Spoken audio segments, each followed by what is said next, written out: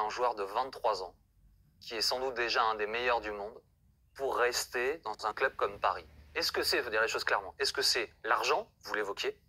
Est-ce que c'est le pouvoir de décision, choisir le coach, dire moi je voudrais jouer avec un tel et un tel? Ou est-ce que c'est le sport, c'est-à-dire il sait, on lui a dit l'année prochaine tu auras les meilleurs autour de toi, on va les acheter aussi? Je pense qu'il y a des périodes qui sont des périodes différentes. Il y a, je le dis, je le répète, la dernière intersaison où là, Mbappé a annoncé la couleur. Il voulait partir et en plus de ça, il partait et le Real Madrid aurait donné 150 voire même 180 millions. Le Paris Saint-Germain a été pour moi, avec cette puissance financière, très intelligent de refuser avec l'espoir de pouvoir le garder parce qu'il savait quand même qu'il allait y avoir des arguments.